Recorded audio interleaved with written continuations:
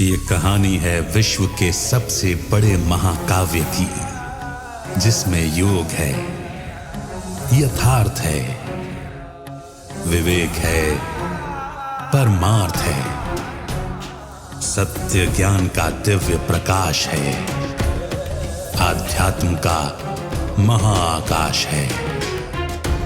ये दर्पण है हर मन के विवाद का, दृश्य है आत्मा और परमात्मा के संवाद का, मानवता का होता है जिससे उद्धार।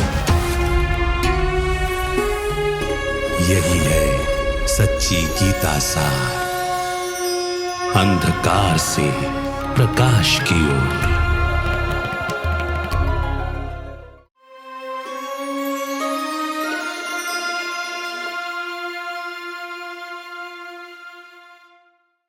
नमस्कार। अंधकार से प्रकाश की ओर सच्ची गीता सार इस कार्यक्रम में आप सभी का स्वागत है। हर एक एपिसोड में हम एक नए विषय पर चर्चा करते हैं। आशा ये करते हैं कि आपको हर एक कड़ी में कुछ नया सुनने को मिले, कुछ नई चिंतन की धाराएं उत्पन्न हो।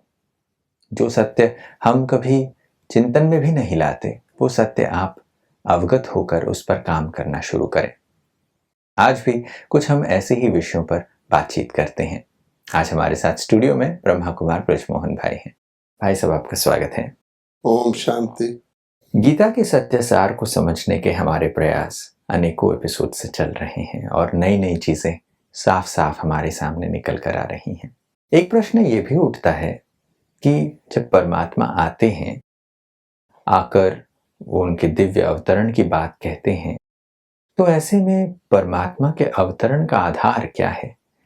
गीता ये बात बहुत स्पष्टता से कहती है कि मैं मनुष्य तन का आधार लेकर मानुषी तनुमाश्रितम कहते हुए परमात्मा कहते हैं कि मेरा दिव्य अवतरण है और मैं दूसरे मनुष्योों की तरह जन्म नहीं लेता, मैं प्रकृति का आधार लेकर आता हूँ। तो ऐसे में परमात्मा किस मनुष्य तन का आधार लेते हैं? ये एक प्रश्न इम्पोर्टेंट है, लेकिन इसका उत्तर जो है उसका कनेक्शन सारे सृष्टि चक्र से, और विशेष तौर पर सृष्टि चक्र जब पुनरावृत्त होने लगता है, वो काल जिसको हमने पुरुषोत्तम युग भी कहा है, यानी कलयुग का अंत और सतयुग का, जहाँ वास्तव में परिवर्तन होता है।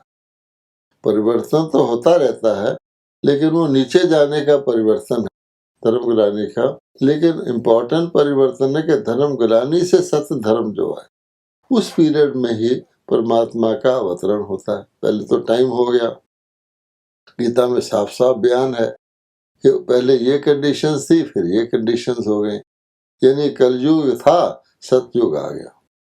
अब परमात्मा का अवतरण सतयुग में नहीं होता। कई लोग ये समझ लेते हैं कि नई दुनिया की स्थापना नई दुनिया की शुरू में हुई, तो नई दुनिया की शुरू में तो स्थापित हो गया ना, है ना, तो इसलिए उससे पहले हुई। ये बात इम्पोर्टेंट जानने की है। वो कह रहे हैं कि मैं धर्म गिलानी के समय आकर धर्म गिलानी का विनाश करता हूँ, तो जरूर पहले हुई। और जब स्थापना करता हूँ नए की, तो पुराना साथ रहता है। जब नया स्थापित हो जाता है, फिर पुराने का अंत करता हूँ। ये बात समझने की है। ये तो मोटे रूप से लोग कह देते हैं स्थापना, पालना और विनाश। अगर स्थापना करके पालना शुरू कर दें, तो विनाश वाली जो आत्मा है, आसुरी संपदा, वो तो स्थापित वाले को तंग कर देंगे, पालना तो होने ही नहीं देंगी। इसलिए भगवान ने क्रम बताया।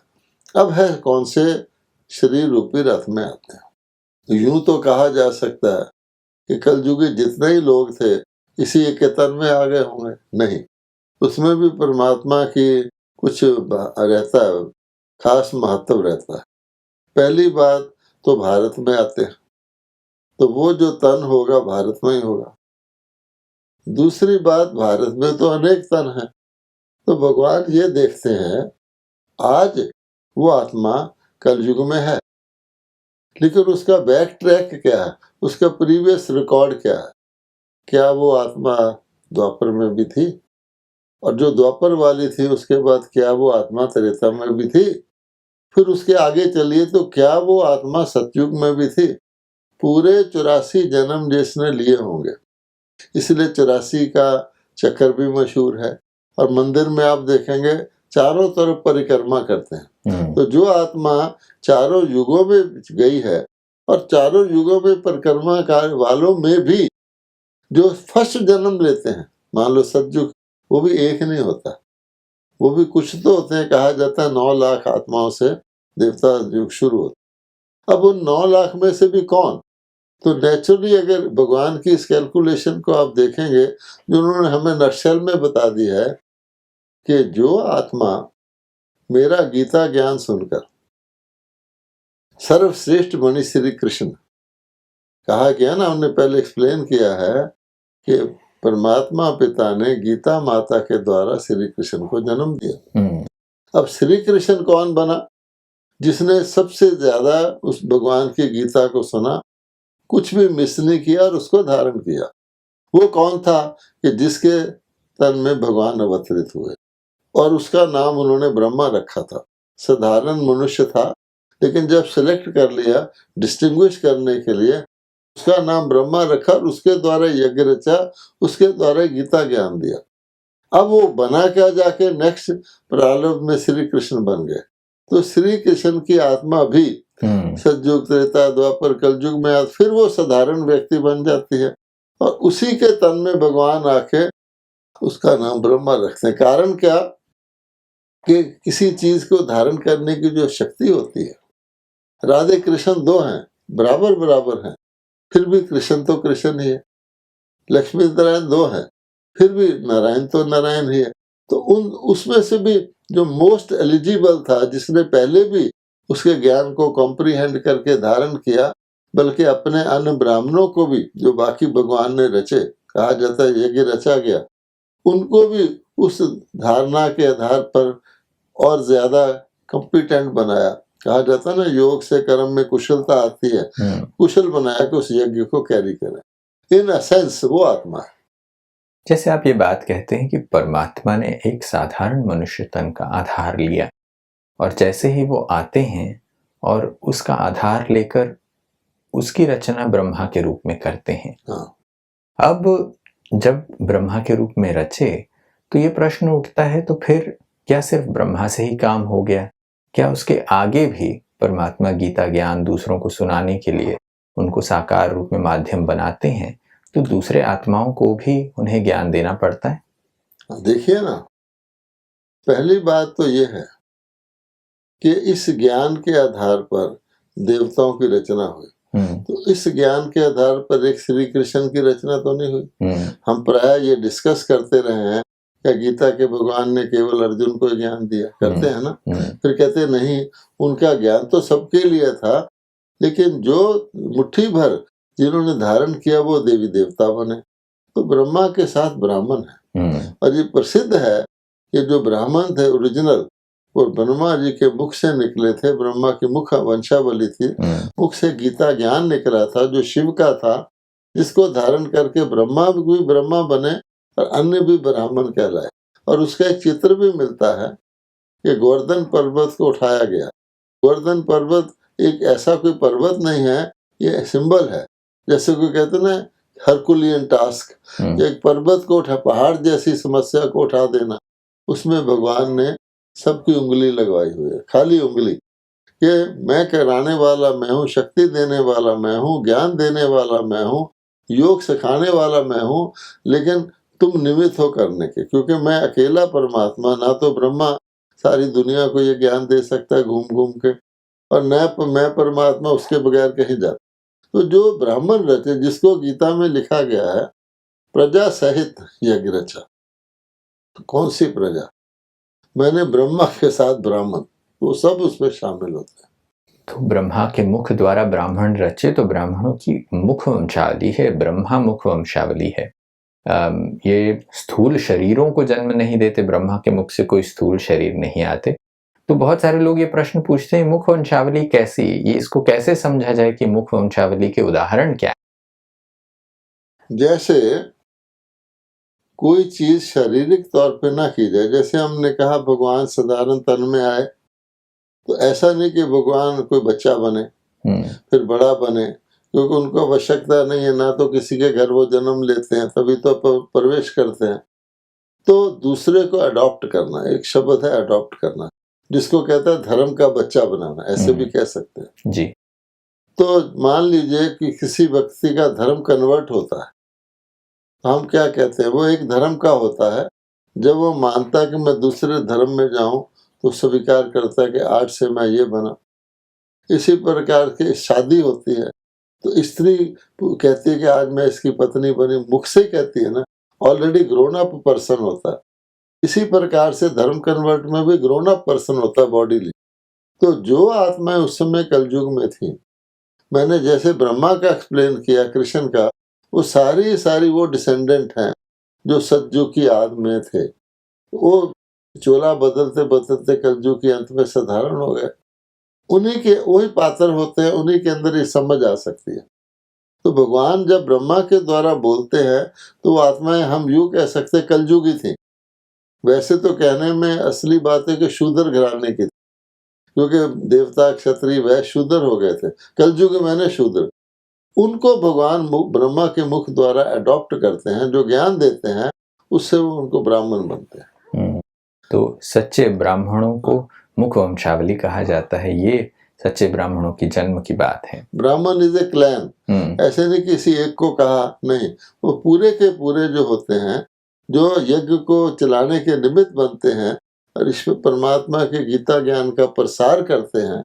प्रसार करने के कारण फिर उनको नदियों का नाम दे दिया गया। उसमें ब्राह्मणियां भी होती हैं। तो नदियों अर्थात वो उसी भगवान के ज्ञान को, शिव के ज्ञान को विस्तृत रूप से फैलाती है। जैसे ब्राह्मणों के सेवा के बारे में ये बात बताई जाती है कि वो परमात्मा के साथ मिलकर इस ज्ञान को, परमात्मा के द्वारा दिए हुए इस ज्ञान को जन जन तक पहुंचाते हैं। ब्राह्मणों की वंदना की जाती है। ब्राह्मणों की वंदना में ये बात कहा जाता है कि देवताओं की वंदना से पहले ब्राह्मणों की वंदना किया जाता है। मगर फिर भी देखा जाता है कि जब वर्णों की बात आती है, तो वर्णों में देवताओं का नाम गुम हो गया है। वर्ण व्यवस्था में हम सीधे ही ब्राह्मण, क्षत्रिय, वैश्य, शूद्र कह देते हैं, बट देवता वर्ण की बात नहीं होती। ये बात भी बहुत इम्पोर्टेंट है। गीता का जो सत्य सार था और जो आज गीता कही गई है, गीता में कहा गया कि वर्ण आश्रम की भी मैं ही व्यवस्था करता हूँ, और 4 वर्ण हैं, ब्राह्मण, क्षत्रिय, वैश्य और शूद्र। फिर नारी के लिए कहा गया कि वो भी उसका भी कल्याण हो सकता है, शूद्र और चंडाल की तरह है। यही धर्म गिलानी इस गीता में हो गई है, क्योंकि एक व्यक्ति ने लिखी है, एक ऋषि ने। अब भगवान कह रहे हैं कि मैंने शूद्र को ब्राह्मण बनाया, या कलयुगी मनुष्य को संगम युगी बनाया, ठीक है, जिस वक्त वो पुरुषोत्तम बनाया, और उन्होंने ज्ञान को धारण किया, जैसे क्वालिफाई हुए। अब क्वालिफाई होने के बाद क्या होता है, डिग्री मिलती है, प्रारब्ध मिलती है।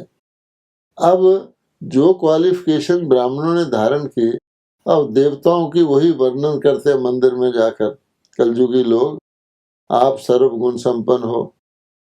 देवताओं का मतलब क्या है कि गुणों से संपन्न है, कोई अवगुण उनमें नहीं रहता, यहाँ तक ही ले लेते हैं। तो अब आप देखिए कि वो क्वालिफिकेशन तो धारण कर ली, वो देवताओं की क्वालिफिकेशन है ना।